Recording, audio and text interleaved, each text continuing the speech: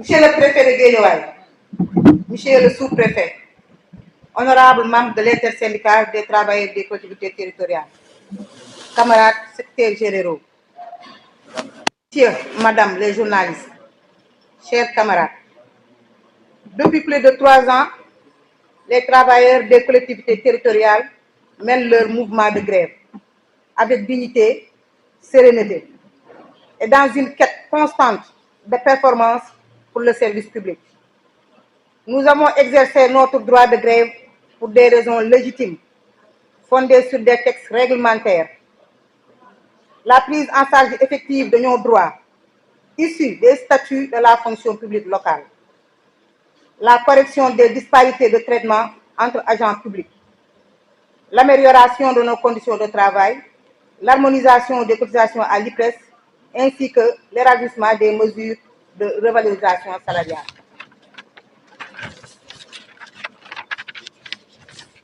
Nous saluons certes les avancées obtenues, notamment le relèvement du point indiciaire, qui est passé de 51,43 à 56,43. La hausse des primes allouées aux agents de santé et l'octroi des indemnités de logement. Cependant, force est de constater que l'application de ces mesures tarde à se concrétiser sur le terrain. Le CAMS, collectif des agents municipaux du Sénégal, tient à rappeler qu'après 3 années de grève ponctuées d'âpres négociations par l'intersyndicale des travailleurs des collectivités territoriales, nous avons abouti à la signature d'un pacte de stabilité sociale le 1er mai 2025. Cependant, ce pacte a été assorti d'une circulaire du ministère en charge des collectivités territoriales en date du 15 juillet 2025, censée de clarifier et d'accélérer la mise en œuvre des engagements pris. Et pourtant, qu'en est-il aujourd'hui de l'application de ces textes? Nous avons malheureusement constaté que les décrets tant attendus peinent à être appliqués. Un flou total persiste, car la loi 2011 est accompagnée du décret 2012-284 régissant les non-fonctionnaires des collectivités. Et force est de constater que ces textes fondateurs restent aujourd'hui partiellement appliqués. À titre d'exemple, le décret 2025-1618, qui prévoit le rappel des augmentations pour les fonctionnaires, y ont droit à partir du mois de mai, reste lettre morte pour bon nombre d'entre nous. Quant au décret 2025-1619 du 8 octobre 2025, régissant les non-fonctionnaires, n'y ont droit qu'à partir du mois d'octobre. Et peut-on sérieusement parler de justice sociale avec ces mesures aussi partielles et limitées? Suite au retard accumulé dans le paiement des salaires revalorisés, pourtant annoncé dès mai 2022 par le président de la République d'alors et rappelé par lettre circulaire du ministère des collectivités territoriales en date du 24 février 2023, le CAMS a décidé de prendre ses responsabilités et de se mobiliser pour amener l'État à agir avec sérénité afin de mettre fin aux difficultés que nous endurons au quotidien. Il est important de rappeler le cadre légal de nos revendications. Depuis le vote de la loi 2011-08 du 30 mars 2011 et la signature de plusieurs décrets d'application, les travailleurs attendent de voir le parachèvement effectif de cette réforme. À cela s'ajoute la mise en œuvre de l'acte 3 de la décentralisation, qui, au lieu de simplifier, a généré de nombreux dysfonctionnements et impacté négativement nos conditions d'existence, allant jusqu'à la privation de certains de nos avantages et droits acquis. Aujourd'hui, nous dénonçons avec force les retards et non-paiements récurrents des salaires, l'absence de couverture médicale pour de nombreux agents, l'inexistence d'une gestion transparente de nos carrières, avancement, reclassement, reconversion. Le CAMS, collectif des agents municipaux du Sénégal, réaffirme sa solidarité totale à l'égard de tous les travailleurs des collectivités territoriales. Nous jugeons nos revendications légitimes, d'autant plus au regard du rôle majeur que nous jouons dans la fourniture des services essentiels aux populations. C'est grâce à notre travail au quotidien que les citoyens obtiennent leurs actes administratifs, voire examen, concours, naissance, mariage et j'en passe. C'est également grâce à notre engagement que les collectivités mobilisent les ressources nécessaires au financement des services locaux et au développement de nos terroirs.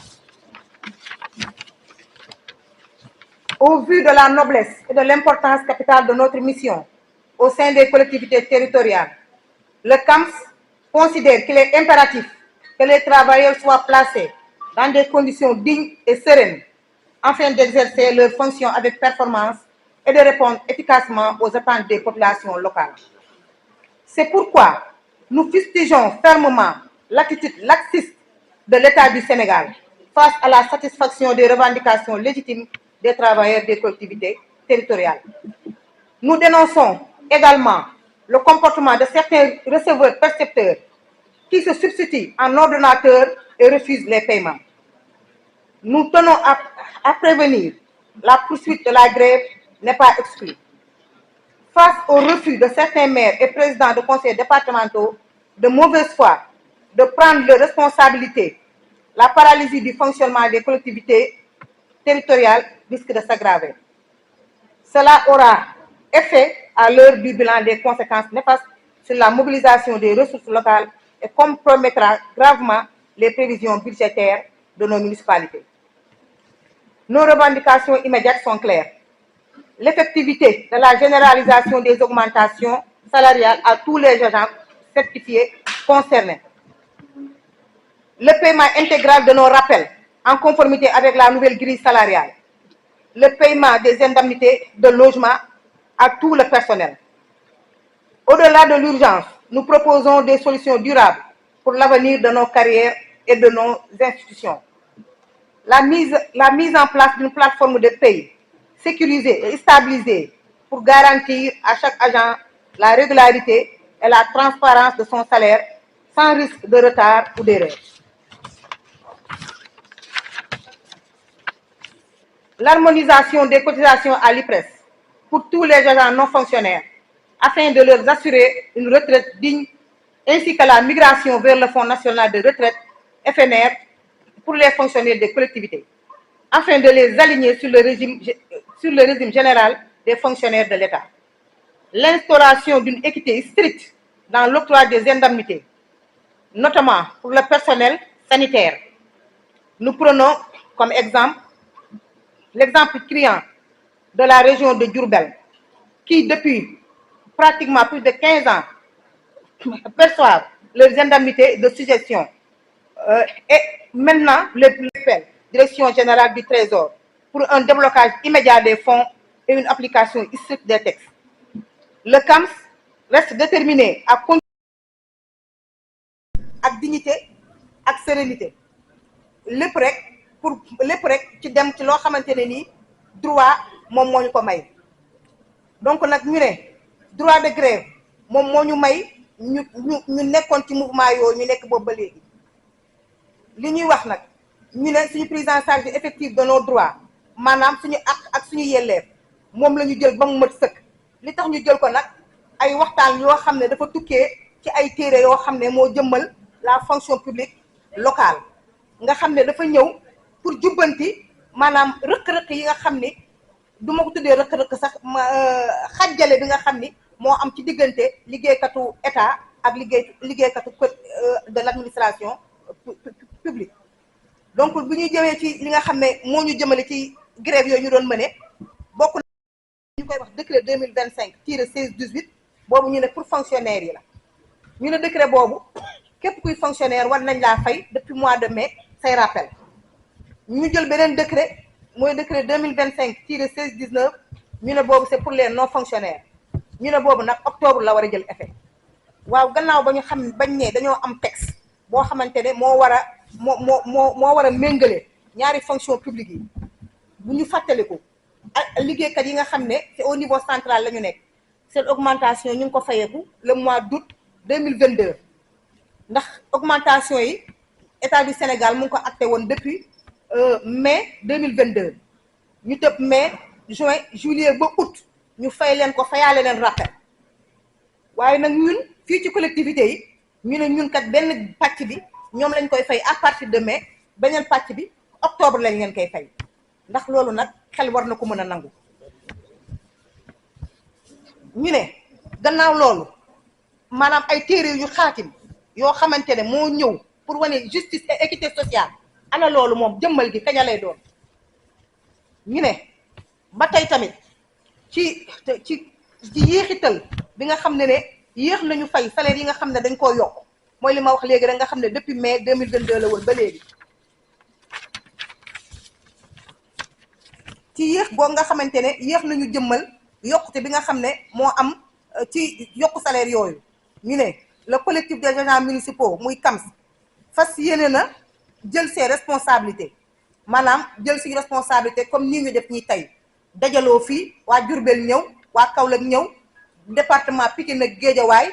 Kër Massar Rufisque ñëpp ñëw dajaloo fii jël suñu responsabilité pour wax état du Sénégal engagement yi nga xam ne moom nga jël da nga ko war a gunge pour ñi nga xam ne ñoo ko war a def ñu mën koo def. donc ñuy fàttali na tamit gannaaw loi 2011 ba tey am na ay décret d'application yoo xamante ne moo ko gunge boobu nag c'est pour le parachèvement maanaam ñu jóge fii dem fële le parachèvement de la fonction publique ñi nga xamante ne fii la ñu nekkoon bi acte 3 bi di am ñu mën a jóge foofu mën a migrer dem vers la fonction publique locale. ci gannaaw liggéeykat yépp waaye gannaaw bi ñu xamante ne suñu ñaxtu yi yoon moo ñu ko may gannaaw nag ba nga xamante ne ñu ngi dof liggéey bu am solo ci service public ndax bu ñu fàtte ne collectivité service public moom lay offrir ndax gannaaw ñun ñi nga xam ne ñooy citoyen ci dëkk bi lépp lu ñu soxla suba ba ngoon ci collectivité territoriale lay jaar muy boo bëggee def examen di nga ñëw mairie concours di nga ñëw mairie boo juddoo di nga ñëw mairie boo takk sëy di nga ñëw mairie boo génnee àdduna waxi noppi pour nga xam ndax fii lañ dëkk sax di nga ñëw mairie. ñu ne nag segam loolu yëpp di xew ci dundu doomu aadama te kenn du ko lijjanti ku dul ñun liggéeykat des collectivités territoriales ñu ne jot na nag wax dëgg yàlla état du Sénégal jël suñu revendication en compte. ñu ne ba tey ñun liggéeykatu gox-goxaat yi gannaaw ba ñu xamee ñun dañoo am mission bu noble boo xamante ne moom la ñuy dox jàpp nañ ni conditions yi ñuy teg du condition yoo xamante ne moom la ñuy war a teg maanaam suñu gëdd daal kenn joxuñu ko. donc nag ci kaw loolu ñu ngi woo état du Sénégal mu xoolaat doxalinam ak gox-goxaan yi pour que nag ñu mën a gën a répondre ci population bi li nga xam ne moom lay xaar ci collectivité yi. ñu ne ba tey ci loolu moo tax ñuy naqarlu taxawaayu état du Sénégal ndax wax nañ ko sànq état amul lu mu mënul xanaa lu mu amul yéene def ko. donc ñu ngi naqarlu bu baax taxawaayu état du Sénégal ba tey ci naqarlu yooyu ñu ngi naqarlu yenn percepteurs yi maanaam ñi nga xamante ne ñoo nekk au trésor suñu salaire yi di fa jaar ñu gis ni ñoom kat ay comptable lañu waaye am na ci ñoo xam ne dañu yaakaar ne ñoom ñooy ordonnateurs yi maanaam ñoom ñoo war a dogal ndax dañu gis ni ci agent de santé yi am na ñoo xam ne seen indemnité de suggestion yi ñu ngi ko doon fayeku lu ëpp fukki at ak juróom waaye ren dañu jël dogal ne duñ ko fay agent des collectivités maanaam ñi nekk mairie duñ leen ko fay ñiy liggéey état ñoom lañ koy fay loolu nag xawma fan la tegu ñoom ay percepteur receveur lañu kon maire bu ordonné ne lii dafa war a am te xaalis ba ne fa kon jàpp naa ni fay dafa war a am. moo tax ba tey ñu ne dàq ñu benn yoon maanaam mouvement de grève yi nga xam ne ci la ñu nekkoon dàq ñu ko benn yoon bu fekkee ba tey maire yi ak président de conseil départementaux yi nga xamante ne ba moom ils sont de mauvaise foi maanaam amuñu benn yéene defal liggéeykat yi li nga xam ne seen àq la ak seen yelleef bañuñu ci ba liggéey bi yëpp ñu sooxal ko te sooxe boobu nag bu ñu demee ba heure du bilan maanaam seeni mandat jeex ñu war a toog ak population yi nga xam ne ñoo leen faloon ne lii ak lii lañ fi def bu boobaa liggéey boobu di la gàllankoor ndax ñoom seen liggéey boobu ñun ñoo leen ci mën a gunge. suñuy revendication maanaam suñuy ñaxtu yi nga xamante ne mooy yu teew a teew mooy yokkum salaire bi nañ ñu ko fay ñun agent des collectivités territoriales yëpp ndax décret bi li mu wax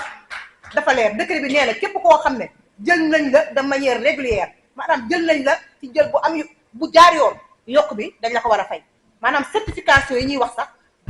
n'a pas sa raison d'être kon li ñuy suñu revendication yu immédiat yi loolu la yokkute bi nan ñu ko fay ci ñun agent des collectivités territoriales yëpp. bi ci topp mooy bor bi ñu ameel depuis mois de mai 2022 nan ñu ko fay selon la nouvelle grille salariale. ba tey indemnité de logement yi mooy pour dëkkuwaay bi ñun ñi agent des collectivités ku xool sa bulletin indemnité de résidence lañ lay defal boo ko xoolee liñ la ciy defal mu sax fay néeg donc ñu ne nag indemnité de logement boobu ñun dañ ci am droit. ñu ne nag ba tey nekkuñu fi rek di ñaxtule am nañ ay solution yoo xamante ne mën nañ koo proposer. benn bi nga xam ne moo ci jiitu ñu ne am nañ benn plateforme boo xam ne sàkku nañ pour ñu teg ko plateforme boobu nag mooy tax suñu payoo yi ñu mën koo d'abord sécuriser ko maanaam ñu xam ne bu weer deewee dinañ ñu fay kenn dootu fi jiixi jaaxa man ndax man bu weer deewee commune bii dina fayeeku wala commune bee du fayeeku.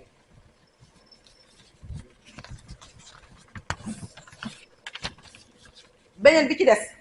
ñu ne suñuy cotisation à l'IPRES dañuy gis ne ba tey ci cotisation yi buñ la fayee ba dagg ba yóbbu ko trésor da ngay gis ñu naan la kat année bii kat kenn reversé lu la te sa employeur cotisé na ko yóbbu ko trésor. donc harmonisation des cotisations à l'IPRES lu ñuy dagg ñu fexe di ko harmoniser di ko yóbbu. ñi nga xam ne ci ñun ba tey yàlla dogal nañu nekk ay fonctionnaires des collectivités ñu yeggali seen parachèvement vers le FNR ndax nag am nañu ay xibaar yoo xam te ni ci ay liggéeykat ñu ne ñoom bi ñu jëlee seen i ay bulletins gis nañ ni loolu léegi FNR moom lañ ci marqué kon loolu dafa war a général pour ñun ñëpp. ñu ne nag nañu taxawal daal maanaam tolloo daal ci ndàmpaay yi nga xamante ne moom la ñuy joxe bi ci jiitu ci liggéeykatu santé yi comme ni ma ko waxee sànq. ñu ne nag loolu njuumte la te loolu war nañ koo jubbanti ci nu ma gën a gaawee. ñu ne ba tey le collectif mu ngi woo état ci ndogal yi nga xamante ne moom la jël gannaaw ci waxtaan yi nga xam ne moom moo tukkee woon ak kuréel yi nga xam ne moo ëmb liggéeykat yi ñu tuddee ko la pacte social mu jël ci ay engagement te mu fexe koo matale. ci gannaaw loolu ba tey ñu ngi woo le président de la république mooy njiitu réew mi mu jox digal la direction de la DSPL mooy trésor bu mag bi ñi nga xamante ne ñoo ëmb percepteurs yi ñu fexe déblocage wu xaalis bi nga xamante ne dañ ne moom la ñuy dimbalee collectivité territoriale yi nga xam ne amaguñu kattan pour mën a fay augmentation des salaires yi. ñu ne ba tey le collectif des agents municipaux ñu ngi taxaw tem pour xeex li nga xamante ne seen àq la ak seen yelleef ci nag ci dëgg ak ci yoon ak bépp moyen boo xamante ne rek moom la leen yoon may ba keroog rek ñu ñuy jox àq bi nga xamante ne moom la ñu moom. donc ñu ne vive les agents municipaux xeex rek moo ñu ci mën a jële ci àndandoo nag la ñuy amee ndam.